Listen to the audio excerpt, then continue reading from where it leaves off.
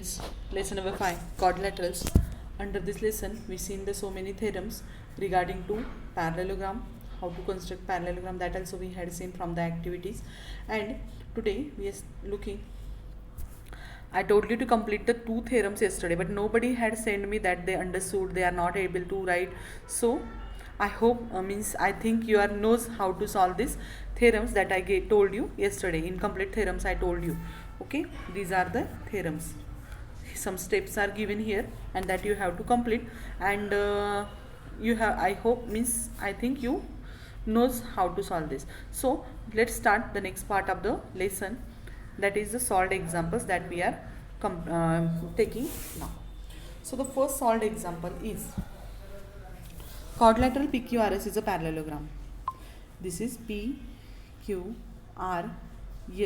is a parallelogram, and M is the midpoint of PQ and N is the midpoint of RS. Okay, M and N are the midpoints of PQ and SR, and we have to prove that this PMNS, PMNS, this and MQRN means MQRN, these two are also parallelogram that we have to prove. What I said, that this PQRS is a parallelogram, and we have to prove that, and M and N are the midpoints. Suppose M and N are the midpoints of PQ and SR, then this PMNS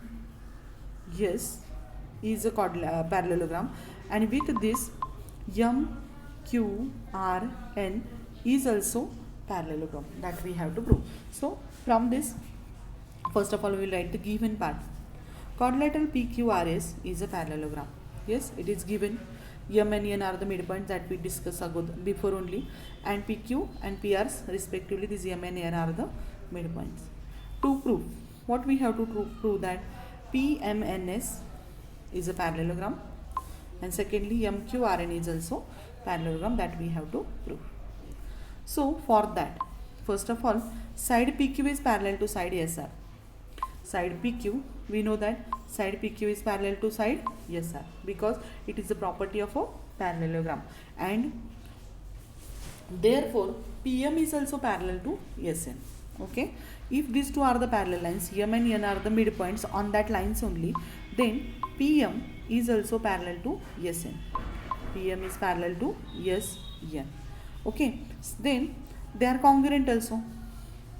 PQ is congruent to SR. PQ is congruent to SR. Okay, these two are congruent because this is the property that opposite sides of a parallelogram are congruent also, and they are parallel also. So here this PQ is congruent to SR. So 1/2 PQ and 1/2 SR means 1/2 PQ means what is its measure? That is PM. 1/2 PQ means PM and 1/2 SR means SN. Now from this what we get it here, that is this PM is parallel to SN and PM is congruent to SN. PM is parallel to SN and PM is congruent to SN, and from this 1 and 2 we can say that the PMNQ is a parallelogram, means opposite sides of a quadrilateral, if they are congruent and they are parallel, the given quadrilateral is a parallelogram. That property we had seen. So here what we prove, that is PM is congruent to SN, PM is congruent to SN, and PM is parallel to SN, means they do not intersect each other at any point. So this PM and PMNS is a parallelogram, and same way we can prove that MQ is parallel to NR because PQ is parallel to SR, and that these are the midpoints, that's why PQ is parallel to NR, and with this MQ is congruent to NR also, because same way if instead of this PM and SN we can write here MQ and NR also. Okay, so they are parallel also and they are congruent also, and that's why MQRN is also a parallelogram. In this way we can prove that this quadrilateral means MNRS MNRQ is also a parallelogram, and PSNM is also a parallelogram, and PQRS is also a parallelogram. It is given. So that is the simple example. Okay, and very easy. So all of you note down this. After this, here second question inside activity is given. So what is that activity? Point D, figure you just see, point D and E. Point D and E are the midpoints of side AB and AC. Point D and point E are the midpoints of side AB AB and side AC. Means this is the AB's midpoint and this is AC's midpoint is given. Means this is a triangle ABC, and from this triangle, this is the triangle ABC, and these triangles AB is one side and AC is one side and AB is one side, and D is the midpoint of AB and E is the midpoint of AC. Okay, now here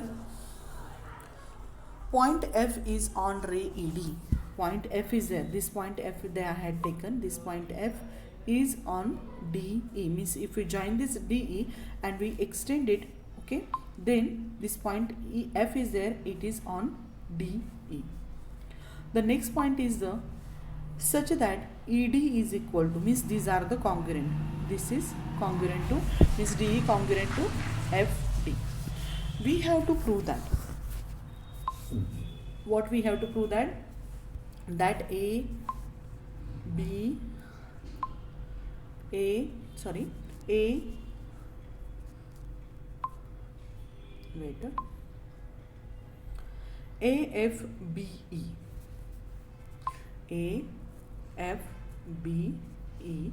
this is a parallelogram that we have to prove. Here it is AFBE is a parallelogram that we have to prove. So it is very easy. If you see here in the figure only, you will notice that AD is congruent to DB. Why? Because it is given only, because D is the midpoint of AB. Okay, and ED is equal to DE. That is already they gave us. So the diagonals are what? Bisect each other, and that is the property of parallelogram. The diagonals of a what? Parallelogram bisect each other. So given inside, what we have to write? In triangle ABC, D and E is the midpoint of AB and AC respectively, and DE is congruent, F is the point on DE, ray ED, that is DE is equal to FD. Okay, and what we have to prove? We have to prove that AFBE is a parallel, that we have to write here. Okay, that is means it is big one, that's why I had not written here, but here to prove inside, what we have to show that is quadrilateral AFBE, quadrilateral AFBE is a parallelogram. Okay, so that we have to prove. So here it is activity only. So we will see how we have to complete this activity. So here what they gave us, seg AB and seg EF are dash of the quadrilateral AFBE. AFBE. This is a quadrilateral, and these quadrilaterals AB and EF are the what? Yes, these are the diagonals. Diagonals. Okay, these are the diagonals. AD is congruent to DB. AD is congruent to DB. What is the reason? Given, because D is the midpoint of seg AB. Next, dash is congruent to seg dash is congruent to seg dash by construction. So here what will come? ED or DE is congruent to DE. DE by construction. Okay, and diagonals of quadrilateral AEBF,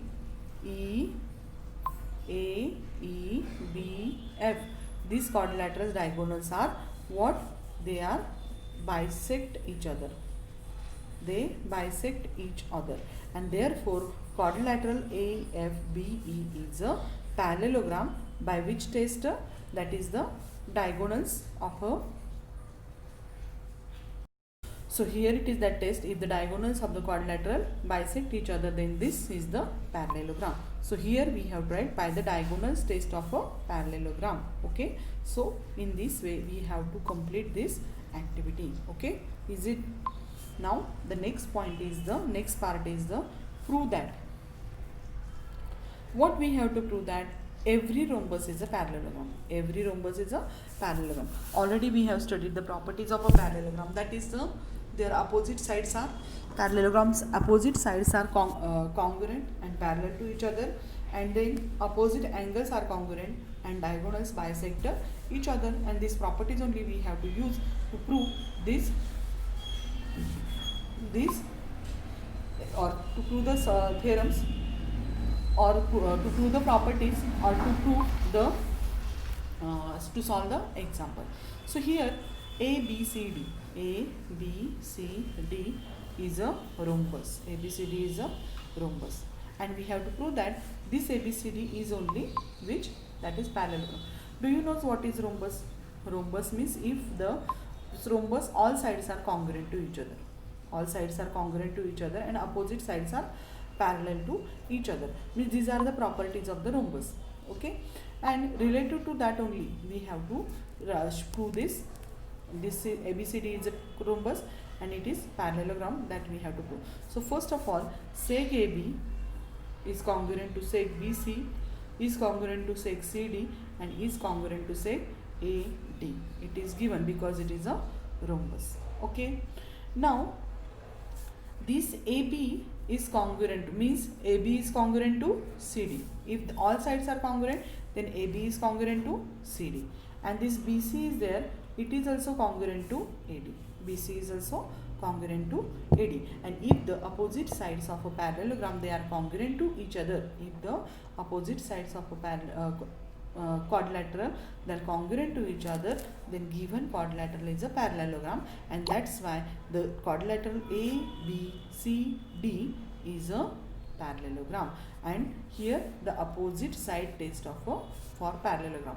By using this property, we show that the given quadrilateral is a what? Given rhombus is a what? It is a parallelogram. Okay, so it is also very easy. Means what we done it here, the property of the quadrilateral rhombus we use, that is all sides are congruent to each other, and if all sides are congruent, then opposite sides are also congruent to each other, and once opposite sides are congruent to each other, the given figure is which?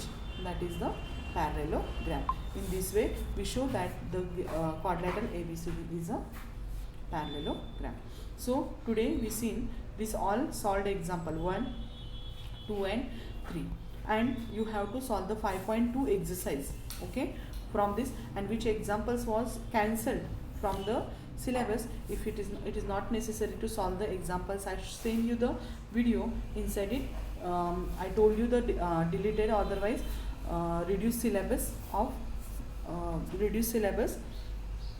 of your class. So all of you, according to it, all of you complete the exercise. Okay, and the next part of the lesson, that is properties of rectangle, rhombus and the square, that we will study in our next lecture. So today we will stop here only.